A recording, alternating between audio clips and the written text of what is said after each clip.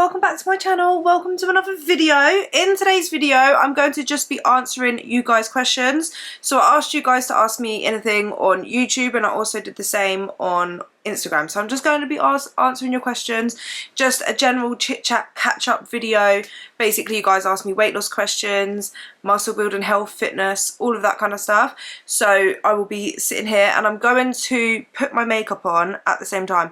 I'm not going to be going through like the steps of what I'm doing because it is just basic makeup, but I really wanted to just sit down and have like a chilled video of you guys and just answer questions. But I also feel like it's a bit boring just me sitting here answering questions, so I feel like if I'm just doing something it'll just be a little bit more interesting, do you know what I mean? And I really want to just put a little bit of makeup on. I haven't worn makeup in like the last few days, so I just want to beat my face just a little bit. It's not like gonna be a lot, just an everyday makeup, but I do feel to just get ready and do my makeup, answer you guys questions, let's have a catch up. So that's what today's video is, guys. If you enjoy it, then please leave me a like. I really appreciate it. If you want to be extra nice and thoughtful and helpful for me, you can like the video now. It really helps out the video, it helps out my channel, and I really appreciate it. And if you haven't already, consider subscribing, join the family here on YouTube. Just click the bell button as well so you get a notification every time I upload. So yeah, if my voice goes a bit funny, I've got over the tonsillitis and now I've got like a chesty cough and I feel like I'm losing my voice. So if my voice sounds a bit hoarse and croaky, that's why, right? So don't mind me. But yeah, we are going to just get straight into the questions. I'm going to start on YouTube first, and if you guys want to ask me any questions and have me answer your question in a video, make sure you're subscribed and you've got the bell button on, and then when I post it in my community tab, you will see it and you'll be able to ask any questions you have, and then I'll be able to answer it in a video. And then you can also follow me on Instagram because I do Q&As on there randomly as well, and sometimes like today I will put the Q&A on there as well. So if you miss it on YouTube, you can catch it on Instagram, do you know what I mean? Okay, so can't wait for a new video. You look as beautiful as ever. Oh, thank you. I was just wondering if you used to worry about the future or not. I'm very bad at worrying about the future and forgetting to live in the moment, and I'm realising how unhelpful it is.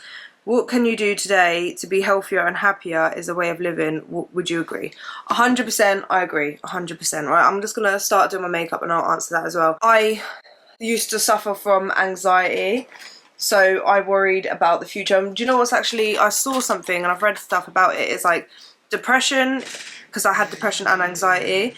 Depression is like when you are like thinking too much about the past and dwelling on the past, and anxiety is when you worry too much about the future.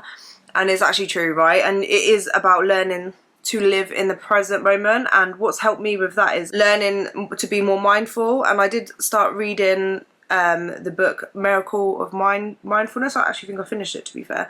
The Miracle of Mindfulness, I think, from Eric Cartel. I think that's who it's from. I haven't read it in ages now, but yeah, so that actually really helped me learn how to become more present, to focus on breathing and like focus on things around you when you start to get into that like anxious mindset of worrying about the future. But yeah, it definitely helped me to learn how to like notice my thoughts and just not try to push them away or anything, but like you acknowledge it and then like focus on the present. Like try to become more mindful, do breathing, and like always revert your mind and attention back into the present moment. But yeah, that goes the same with like being depressed about like the past and stuff and overthinking that stuff.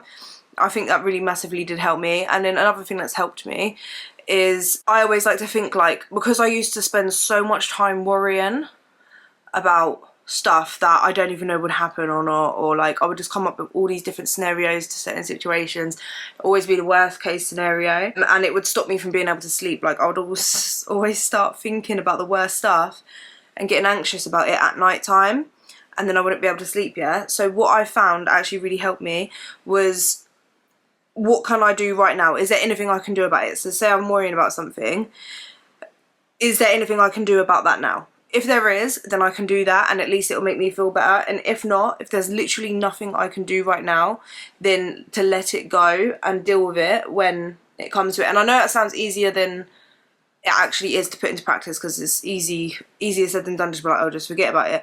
But like, I think realising that there's actually nothing that you can physically do in this moment, and that you'll just have to deal with it when it comes to it. and focusing on being present and appreciating and being grateful for the life you have now, and finding like joy in the little things and becoming more present, practicing meditation, breathing exercises, all that stuff. It just helped me. Yeah, so now like if I worry about something, if I can do something or small little steps now to help with that, then I'll do that. If not, then there's nothing I can do. And you just kind of have to try to focus on being present and like knowing that worrying about it isn't going to change anything. Do you know what I mean? Like sitting there and wasting time, which we don't actually have a lot of, wasting time worrying about it isn't going to change the outcome. So there's no point in worrying about it. Do you know what I mean? And like I always think like I'll just deal with it when it comes to it. That's kind of how I try to do it now. Obviously I still get anxious about things, but that's kind of how I deal with it. You look stunning. I can't wait for your next video, but I have a question. Do you wear a gym belt or weightlifting belt every time at the gym? Thank you and have a great day. Oh, you have a great day too. I can't take myself seriously. I don't wear a lifting belt. I have tried a lifting belt. I have tried them when I was trying to do powerlifting, like increasing my deadlift and stuff, but I just don't think I found a belt that actually fit me properly, because like it just didn't feel comfortable. I didn't get on with it. Do you know what I mean? I don't think it was for me. I don't know, unless I just didn't get the right belt. I remember as well, I ordered a belt that actually looked really good from Amazon, but then it was way too small. Like it did not fit, so I ended up returning it, and I was supposed to get a bigger size because I think I got like extra small or something, because I was thinking like, oh, I'd want it to be tight. Well, yeah, that didn't go around my stomach. Well, it did go around, but it was like I couldn't breathe. So I was like, I don't think this is right. So I was gonna get a bigger one. Yeah, and then ever since then I just haven't used a belt. Hi, maybe you answered this before, then I'm sorry. I struggle with calorie counting when eating out. How do you estimate that? So with calorie counting when you go out, what's actually quite good, I don't know about other countries, but at least with the UK, there's only been a handful of restaurants that I've gone to that don't actually have the calories listed on the menu, and if it's not on the menu you can always request it. I think it's like a law now where they have to provide you with calorie information, and you can always go online and look at it. So when I'm eating out, if I want to be tracking my calories, or I want to go for the lowest calorie option, or try to just have an educated, healthier decision, if that makes sense, then I will look at the calories and kind of just what I fancy. I never ever really will get something unless I really am trying, like it's a priority to lose weight. Like, do you know what I mean? I mean, like right now it should be a priority to lose weight, but I'm still not going for the lowest calorie option. But when I was actually like losing weight and stuff, what I would do would be to like look at the menu and then pick the lowest calorie option. But what I do now is I'll look at what I fancy, and if there's something similar that's lower calorie, then I might as well just go for that. Like if I'm feeling for like a pasta and then a lasagna is like the lowest calorie, and I'm like, oh, I could fancy a lasagna, then I'll go for a lasagna. But I'm not going to go for that just because it's the lowest calorie, because I'm spending money to eat out and I want to enjoy myself. So I will still get something that I enjoy. Do you know what I mean? I'm not going to get something that I'm like, ugh, I would rather not eat, because then it's pointless going out and eating and spending money, in my opinion. But like if you are trying to go for the lowest calorie option, that's the easiest way. Or if there is for some reason no calories on the menu and you're in a country or a place where they refuse to give that, or they don't have that available, what I would do is go for a grilled lean meat, like a grilled chicken breast, something that's like not really deep fried or anything, because that's going to add loads of calories. And then I would stay away from like pastas and stuff, just because they tend to be quite high calorie. And then just kind of look at the ingredients, what's all been added in there. Because obviously if you're going for like a pasta dish and it's got like cheesy creamy sauce with like, I don't know why pistachios would be added in there, I'm just thinking of some type of nut or like a peanut sauce or something. All of that stuff is going to add up to quite a high calorie. So what I would go for is always like a chicken breast with some veg, ask for oils on the side, ask for sauces on the side. You could go for like maybe like a baked potato as a carb, or like rice, something like that, like other than pasta, because pasta can be quite calorie dense. But yeah, that's kind of how I deal with eating out when I'm tracking my calories and stuff. Totally cliche question, but where do you see yourself fitness wise in the next 5 years? Oh, fitness wise, I don't know, because I feel like I'm happy with where I'm at, if that makes sense. Like, I do want to get stronger. I would say more fitness wise is like I want to be able to deadlift more. My max is 120 for 5 reps, but recently like I stopped doing deadlifts for quite a few months, and then I've started just doing deadlifts again, and I can only do 120 for 1. So I want to increase my deadlift.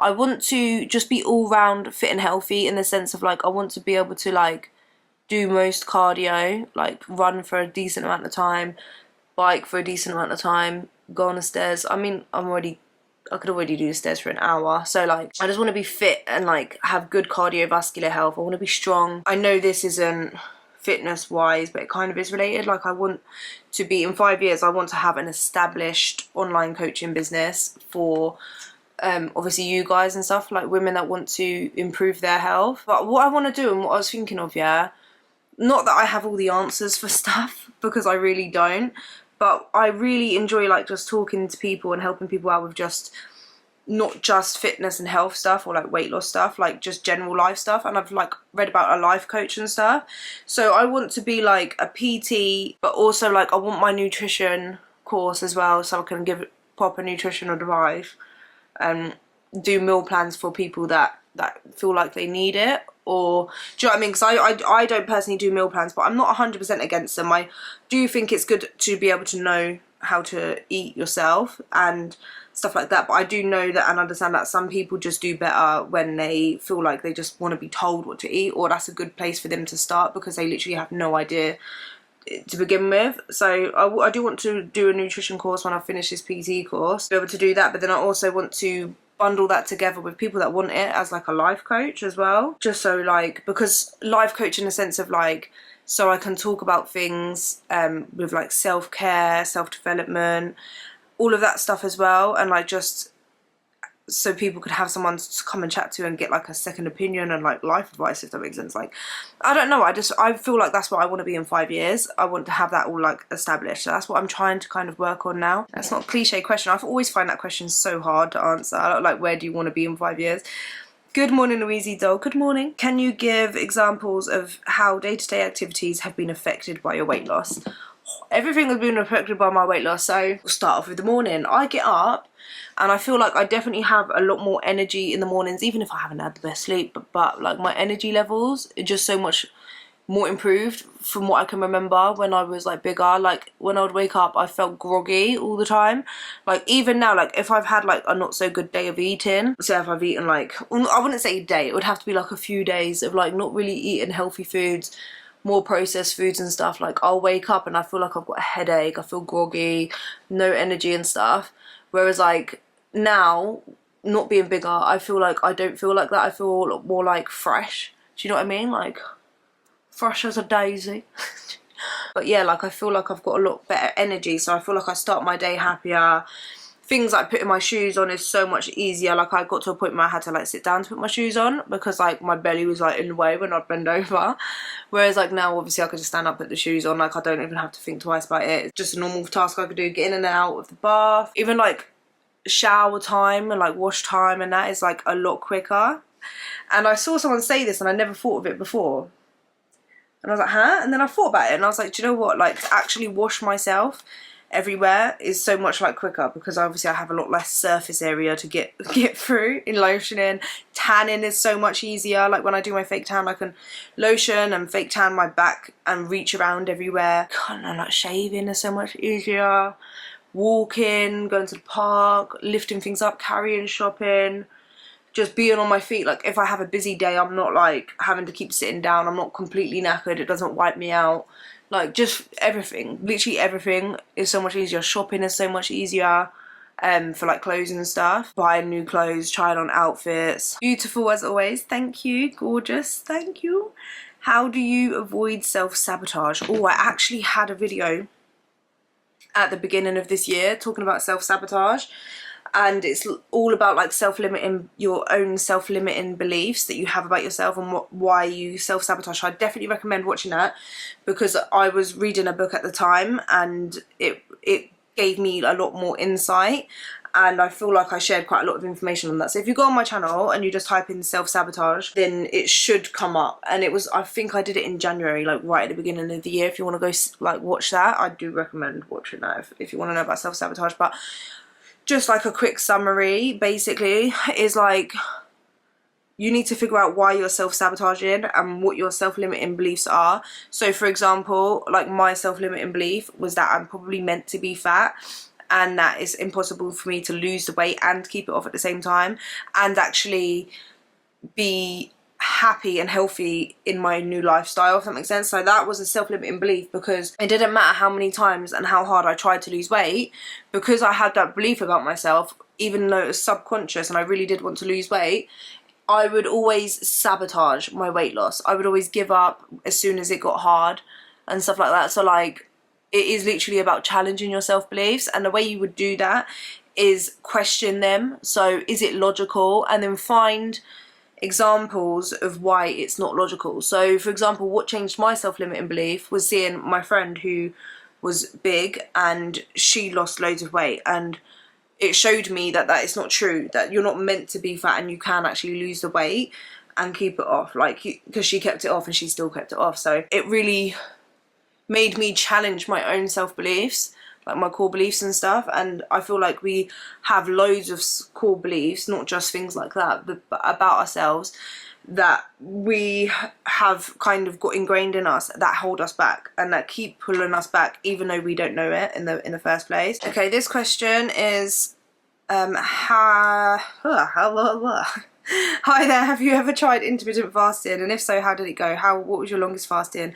And I enjoy your videos, thanks for sharing your experience. Thank you so much, I appreciate that. And I've never actually done intermittent fasting properly. I've obviously skipped breakfast, like, because I haven't had time and things like that, but I've never actually done intermittent fasting. Not that I have anything against it, I just normally prefer to have breakfast in the morning.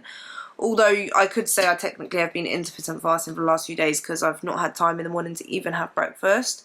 So I've not been eating until I get home from the gym, which is like lunchtime. So that's technically intermittent fasting. So if we're going to consider that, I find it all right. I think the more times I don't have breakfast, the more used to it I am. Whereas like when I started and stuff, I was always having breakfast, so I would be hungry by the morning. I made that really dark, but I'm going to blend it, don't worry.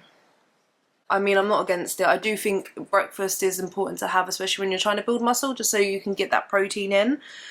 But as long as you are getting enough protein throughout the day consistently, then I don't think that's too much of a problem. I think it's whatever works for you.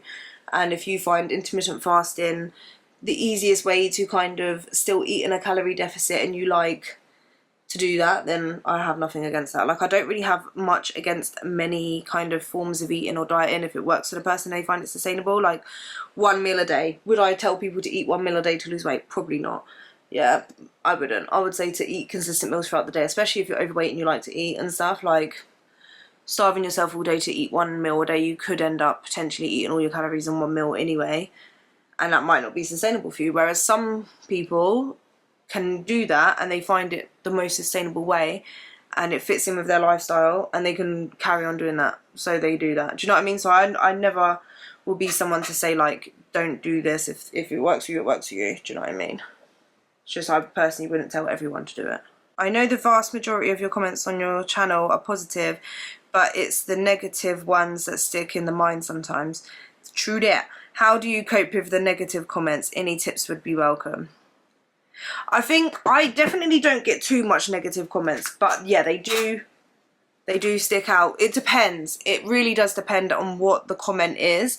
I think for me, I feel like I am quite like comfortable in myself, and I know that like I share, like when I do videos and stuff, like I'm not lying, I'm not being deceitful or anything. So certain comments where like I get some hate comments, I get would be like, oh, this is, you've had surgery and all this stuff. I know I haven't had surgery. So like, certain things like that, or like certain comments that are just like that or whatever, then it's just like, it doesn't bother me because I know it's not true. So I'm just like, do you know what I mean? Or if someone calls me, so I've been called, like when I was quite skinny, like a stick insect with muscles and stuff.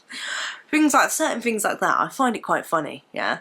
Like, so half the time I can either laugh it off or just ignore it. But when it's things that like, I feel like I've either fought myself at some point, or an insecurity or something, or even could just be I'm not having the best day, and then that, or maybe I'm like feeling like I'm having a fat day or something, and then that comment, do you know what I mean, like where I was called like overweight and stuff, and especially as someone that used to be quite overweight, comments like that can like be quite triggering, I think.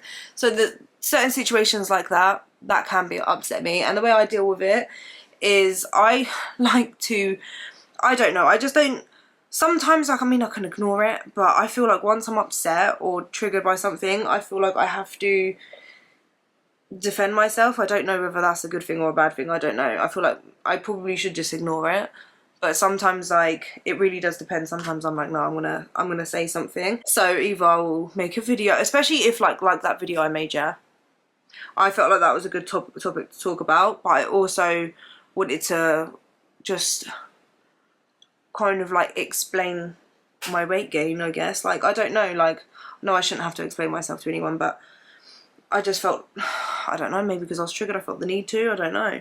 But I also thought it was quite an important video, because I know a lot of people do think that's bugging me, because my parting is really wonky.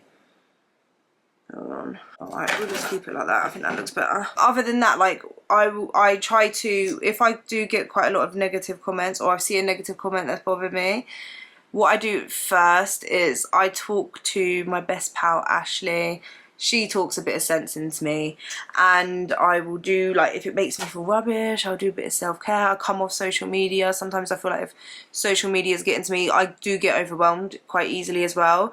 And even with positive stuff, like, I just feel like sometimes if I spend too much time on social media, I, like, say I've sat and I'm replying to loads of comments, but I'm getting loads and loads of comments. The thing with me is I love talking to you guys in the comments and stuff, but I don't know if, like, you might notice, but sometimes if I've got quite a lot of comments on a video, I get quite overwhelmed, because obviously I've got stuff to do in, like, my personal life and stuff, and sometimes I want to get back to all of the comments, but because I personally don't want to reply to just a handful of comments and ignore the other comments, I feel like if I have to reply to one, I'll reply to every single one. And I love replying to all of your comments, but I feel like I need to set a certain amount of time every single day to do that. But I know I don't want to answer a couple comments and not answer every comment, because then I feel like I'm being rude, and then I don't want you guys to think I'm ignoring your comment. So then it stops me from answering the comments altogether. Even though I read every single one of your comments, like, I'm telling you guys, I sit and read every single one of your comments, and half the time, like, I don't want to just give a like, because then I feel like I'm being rude by not replying. Do you know what I mean? So then I get overwhelmed, and then when that happens, then I just take time. I come off of social media for a bit. I don't know, it sounds so silly, but that's kind of like how I feel, because I want to be able to, like, reply to every single comment, and I do that on most of my videos where I'm not getting, like, loads and loads of comments. But when a video has got loads and loads of comments, I end up, like, I want to reply to every single one, but then, like, I don't physically have the time to sit there and write a comment, like, in that moment. And because I can't do that in that moment, I get overwhelmed and think I can't reply to, like, any. And I've actually had, like, a few people upset with me saying that I haven't replied to their comment, and I just don't want, like, I'm only saying that because they said they unsubscribed because I didn't reply to a comment, and it was on a video with, like, nearly 1,000 comments on there, and obviously I was getting a bit overwhelmed with replying, do you know what I mean? So I don't know, I was off topic there. How to stay in a calorie deficit on weekends and not overeat. I find that hard myself, mate, I'm not gonna lie, especially since I've lost the weight, and I enjoy going out a lot more. I like getting dressed up, I like going for a drink, I like going for a meal. Like, at the minute, I'm in a cut, yeah, and I'm even finding that difficult, because, like, unless you don't go out and do anything, it's really hard.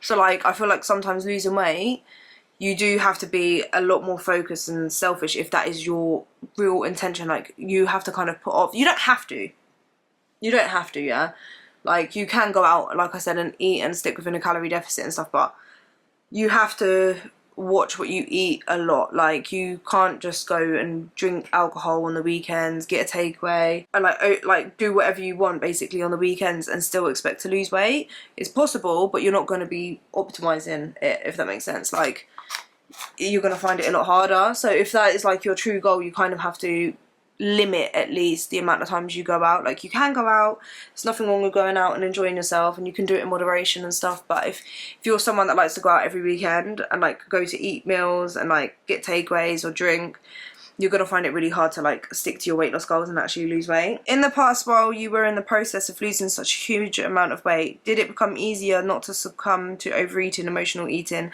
binging when something bothered you, such as stressor, tragedy, anxiety and an argument, etc., especially after you have had a huge mindset shift to essentially love yourself properly? I would actually say it was a lot harder then than it is now to not do it. I didn't do it that much. Like, I think I think I'd actually lost the majority of my weight, but like, I remember I would have the urge to emotionally eat a lot in my weight loss, like in my actual weight loss, like when I'd get really upset. That's how I knew I was an emotional eater, because before I started trying to lose weight, I didn't know I was an emotional eater. Like, I didn't know that, yeah. So when I'd get upset, I would just go to food and I wouldn't think about it, because I wasn't trying to lose weight. Like, I weren't focusing on my food intake. Whereas when I was losing weight and stuff, I was tracking my calories and I kind of had like a routine of when I would eat and what I would eat. So when I'd get really upset or anxious or something stressed me out, and I had that strong urge to go and get something to eat, and it would always be something sweet or unhealthy, it made me stop and realise, because I was obviously tracking my calories and trying to lose weight, and it made me sit there and be like, like, why am I suddenly craving this? Well, because I've had a bad day, because of this has happened, or I'm upset.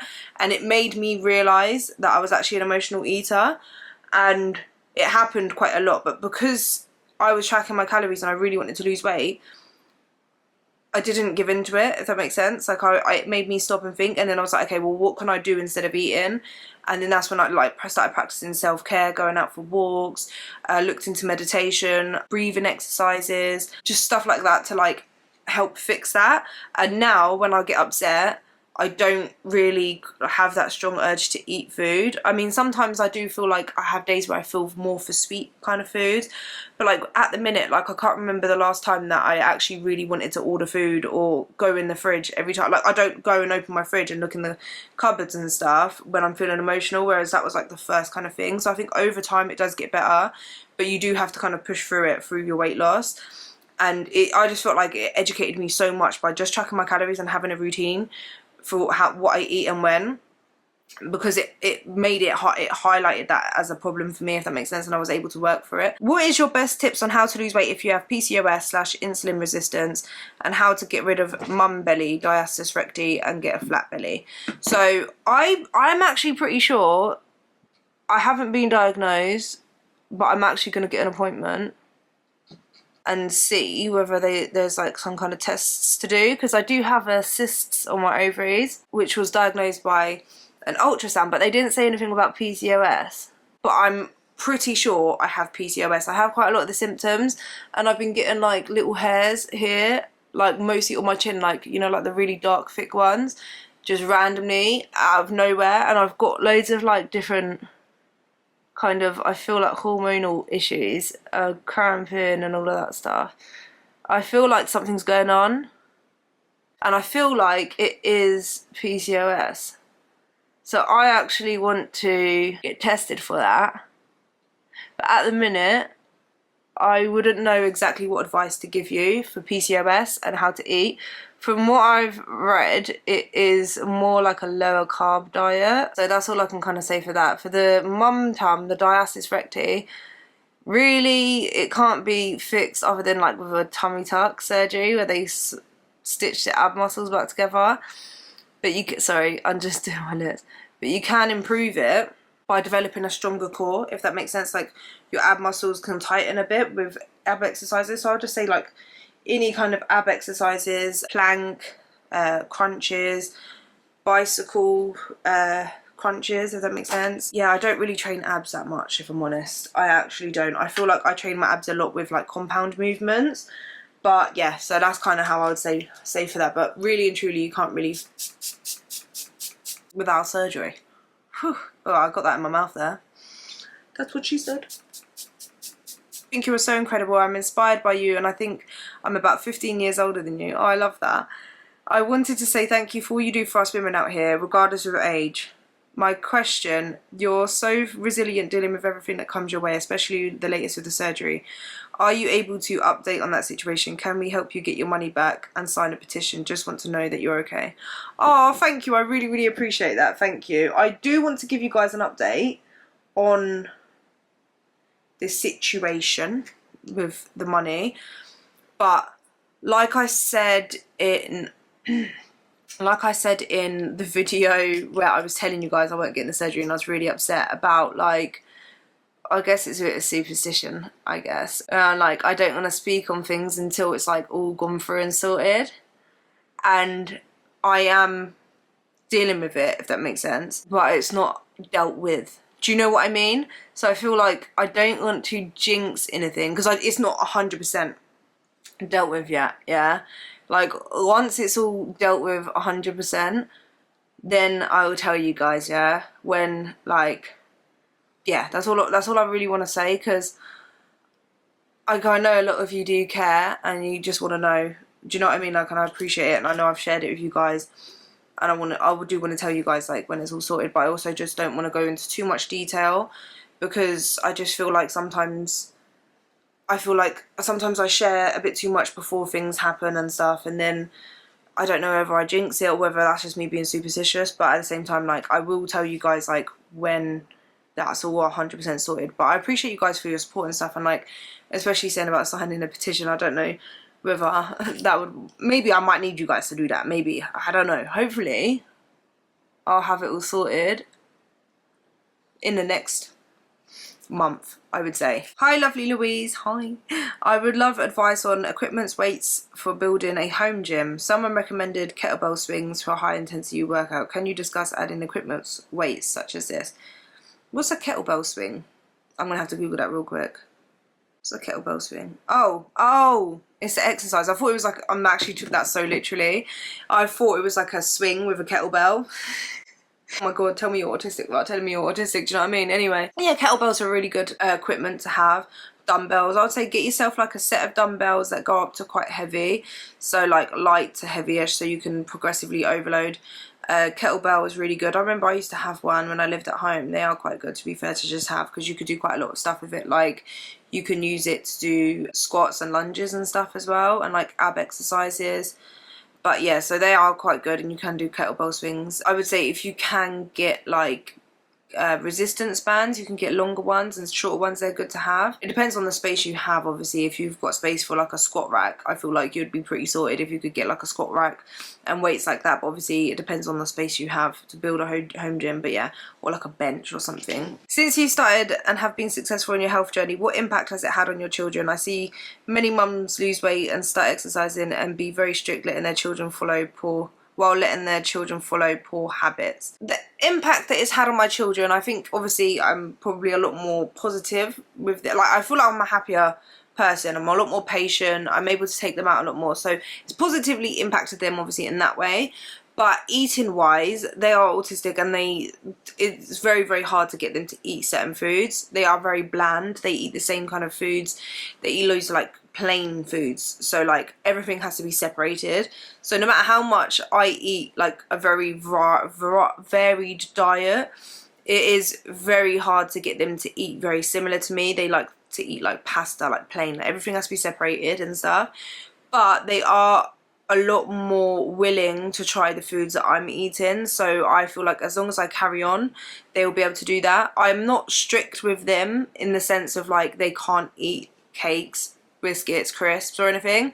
Like, I feel like that could also be a negative impact on them, like as they grow older. Like, if they're restricted from doing that, then they will want to do that. When they have the freedom to be able to go get themselves, they will go crazy with it. So I feel like I'm very cautious with the language I use about food, the way I talk about food, and what I'm able to give them. Like, I always kind of offer them healthy food first, but I let them eat cakes and biscuits, but I just don't let them like, if like, I'm not going to give them loads and loads and loads, but I don't make it a big deal. Like, I can't explain it. Like, I just want them to see food as fuel, and like when they eat a cake and stuff, like I don't want them to feel guilty about it, because I feel like that can cause more unhealthy eating patterns. I feel like it is a very touchy subject because you want your children to eat healthy, and you don't want, like, for me, my biggest thing has always been, I grew up not knowing about nutrition and eating healthy, and I had from very young, a bad relationship,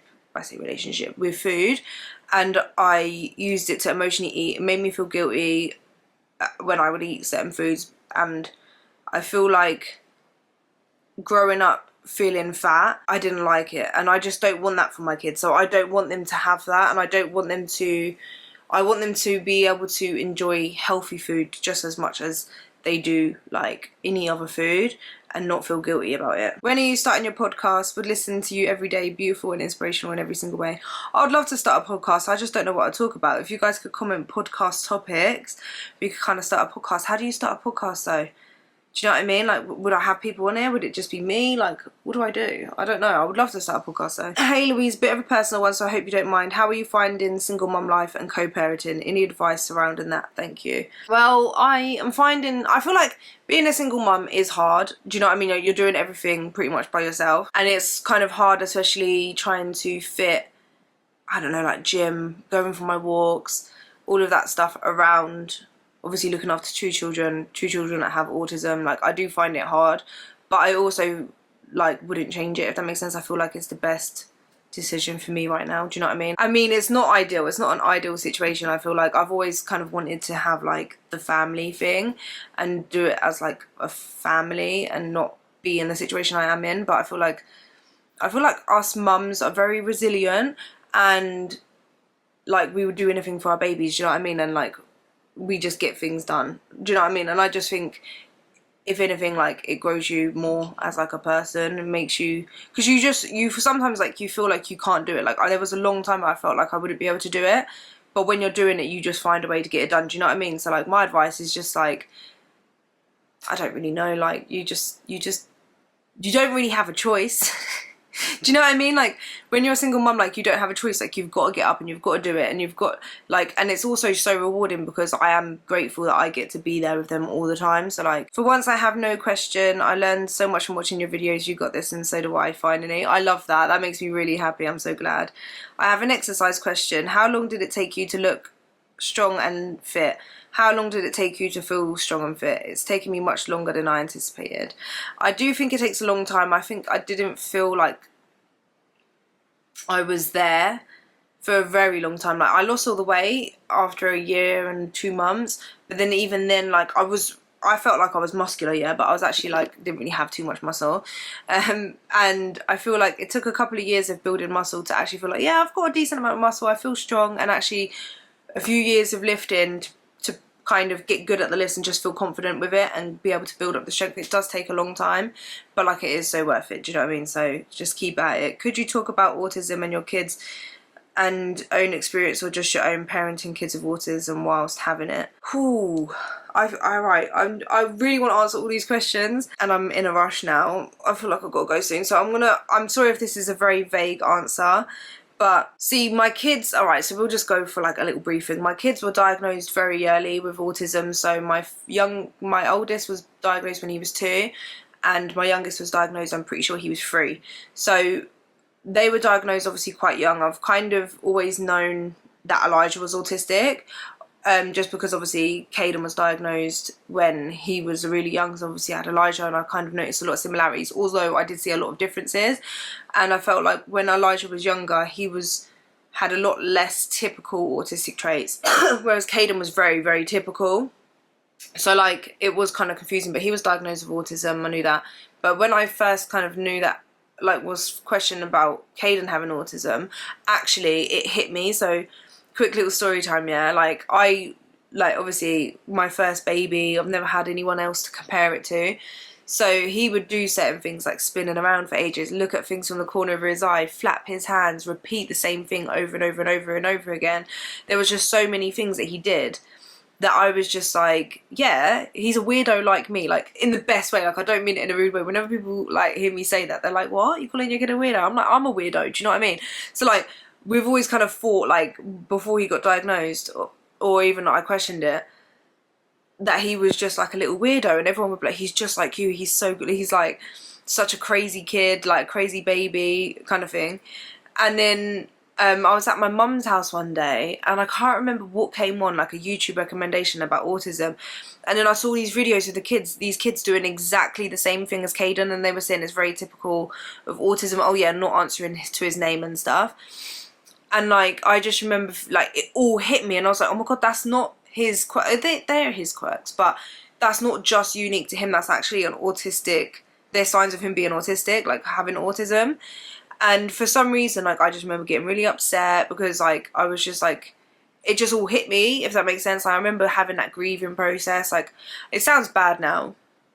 I know I didn't even know at the time I had autism myself. I was, like, felt like I'd blown it out of proportion, like, getting all upset. Like, because I feel like you have one idea for your children's future, and then when you find out they have autism, especially when you're not that educated on autism, it can almost feel like it's crashed that idea of who they're going to be, even though you don't know who they're going to be. And you now have so much questions about how they're going to struggle in life and stuff. I can't explain it, but I just remember feeling like that. But then he was diagnosed. I had Elijah. Then when I came to terms with Caden and actually realised that he's always the same person. Do you know what I mean? Like, he's always the same kid. It's just he has autism. Like, he's always had autism. He was just diagnosed. It wasn't like it was something new. It's just something that I didn't know. Do you know what I mean? And then when I had Elijah, like, I weren't upset. Like, I was just like, yeah, he's got autism. Like, not that I weren't upset. Like, I was just like, oh, he's got autism as well. Like, that's fine. Do you know what I mean? I kind of knew when I got pregnant that there was a high chance that he would have autism. But when I started questioning whether I had autism was when obviously Caden was diagnosed. There was just so many similarities between us both. And then I started looking into autism, and I was looking at all the kind of like traits and stuff, and I was just like, yeah, that sounds like me. That's what I struggled with. Like, there was so much stuff that I was just like, it makes so much sense. And I was like, I just have to get, like, evaluated and stuff. And then I had Elijah, he was diagnosed, and I've been waiting years for my evaluation. And I had that last year. Yeah, it was last year in, like, October time. Because there had been so many years, I'd gone through the process of losing weight, and I feel like I've worked on myself so much, and I've worked on my social skills and my confidence. It has felt like I've improved. So I kind of got to a point where I was like, maybe I'm not autistic, even though I do struggle still, and I still get really bad burnouts and like just so much stuff. I feel like because I've felt like I've made an improvement, that maybe I'm not autistic. So when I was getting the letters through saying about the evaluation and stuff, yeah, I was like putting it off. I was like, nah, like, there's no point. I'm just going to waste their time, basically. And then I was just like, do you know what? I'll just go to the evaluation because I've waited so long for it. I'll go to the evaluation. I will just, like, answer the questions, be as much myself as possible, and like, they're probably gonna say that there's nothing, kind of like, I don't have autism, or they will say like maybe I have ADHD or something, but like not autism. Like, I was like, maybe it's more along the lines of ADHD. I went for my evaluation, and after the evaluation, it was like a good few hours, I was expecting them to be like, nah, you're not autistic, yeah. She was like, yeah, you definitely have autism. She was like, you're definitely on the spectrum, definitely. And I was like, huh? I was like, really? She was like, are you surprised? And I was like, I just weren't expecting you to actually tell me that. Like, I thought, like, I felt like I know, and it makes sense, but I also just weren't expecting it, because I just felt like I gaslit myself for so long recently that, like, I mustn't be, because I can, like, do certain things. And she was like, no, like, they could tell that I was, like, obviously I fit all of the criteria. I can't remember, I don't have my evaluation sheet here, but there was like a certain number you have to get in order to be diagnosed with autism, and I was actually on the higher end of that scale. So she was like, definitely autistic, I'll see you stimming and stuff. She said that one, I sit very abnormally still, which is typical for someone with autism, a girl with autism, because they learn very early on to like mask and not stim. So she said you're sitting abnormally, you struggle with eye contact, and you were stimming quite a bit. So like, I like tap my nose like this, I tap, so more I will do things like this, or like I tap on the table, I click pens, I rock like this a bit. I flick my lashes, I play with my hair, like they're all stims. And they normally, when I'm in like a situation where I'm not 100% comfortable, or I start feeling like a bit overwhelmed a little bit. Though there are times that I stim, and obviously that was like a very uncomfortable situation for me. I've never met these, and it's like a doctor's thing. So she was like, I could see you stimming, even though like at points you were being dead still. So yeah, there was just, that's about my evaluation. I don't know what else. Maybe you guys can ask me questions about autism and I can do an autism Q&A or something. How did you go about learning the techniques for weight training? I hired a PT. Was it difficult to master the techniques and strength movements?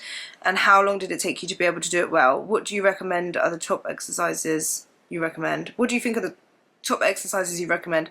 On a side note, would it be possible to share your favourite workout playlist to listen to whilst working out? You look amazing and thank you for the inspiration. I hired a PT and it didn't take me too long to learn the movements. I feel like it came quite naturally to me. Yeah, like I think there was probably a few things like the deadlifts and stuff I kind of had to like really perfect. Things like that are unilateral, like Bulgarian split squats, took me longer to kind of feel comfortable doing. With the playlist, maybe I have to like, I've got YouTube music and that's where I listen to music. Maybe I have to make one because I don't actually have like a full-on playlist. Like sometimes I'll type in like drum and bass and like listen to like a playlist of that or something, or like drill music, I listen to that playlist. Like that's kind of like what I do. I don't really have like a specific playlist. And thank you so much, I appreciate that. You have a fantastic personality and I love your channel. Thank you. Looking dang fine, girl. Hope you totally, absolutely, completely had a good time. I did. Thank you so much. And I'm just going to go and check Instagram really quick just because I did ask on Instagram. Someone actually asked me if I have a BBL and I have not got a BBL and I've never had any surgery, and I really appreciate that comment. Gassed me up. Are you training to become a PT? I am. I'm nearly at the end of unit 1. I mean, I'm at the end of unit 1. I've done a test, I passed. I've got another test I need to do for unit 1 that I need to book and actually have someone like an examiner there, like if that makes sense, so that they could tell I'm not cheating or like googling it or anything or looking at notes. So I need to book that. I'm just revising for that. I've done a mock test which I passed. I just want to do a few mock tests and get passing. Really and truly what I perfectly want is to get full marks in all of my mocks before I do the test, just because if I do the test and I fail, then I have to pay £30 to redo the test, and you have to do that each time you fail. So I just personally don't want to have to do that, yeah. So I want to be able to like get decent marks in there. How do you not get over seeing any change? I'm struggling, please help. I would just say focus more on like how it makes you feel, your lifestyle and your habits. Be consistent, and as long as you're consistent you will eventually see change. It's just you're probably expecting results that are really, really fast, and it just doesn't work like that. So focus on just making those changes and building up the lifestyle that you want for yourself. That will eventually see the changes, and just focus more on how you feel, how your body feels, how your mood is. Like look at those things as indicators that you're on the right track, and then eventually you will start seeing changes. Would you recommend heavy weightlifting at the beginning of your weight loss journey? Yeah, 100%. I feel like weightlifting is good for everyone at any point in your journey to start getting to. Do you get attention from men when you go on a night out? Any stories to tell? I don't really have any necessary stories. Obviously when I go out now I do get attention from men. Yeah, so how to force yourself to go to the gym when you're feeling depressed and anxious? Just literally think about, I understand it's hard to go, but I would say like think about how well it's going to make you feel, and that you're building your discipline every time you go. I'm telling you, you'll never regret a gym workout. Like you'll never say, oh, I wish I didn't go. You'll always regret not going, if that makes sense. You always regret not going more than you would regret going. So like just try to think about like you're doing it for the future you and not just you now, if that makes sense. So like I would say that. Tips for remaining so humble despite being absolutely stunning. Oh, thank you. I mean, I don't know. It's just come natural. Do you know what I mean? I'm joking. But yeah, thank you guys so much for sitting here asking my questions, asking me questions and watching me get ready. I mean, yeah, I'm just, yeah. That's me ready. I did my makeup for the day, and I hope you guys enjoyed my Q&A. Sorry if I feel a bit rambly and stuff right now. It's because I need to go pick up the kids literally in about 5-10 minutes, and yeah, so I do need to go. But I appreciate you guys so much for asking the questions, for watching today's video and leaving a like. I really appreciate it. If you have any more questions, you just want to have a chat with me in the comments, leave a comment down below. I would love, we could catch up in the comments down there. But yeah, I will see you guys in the next one. Bye.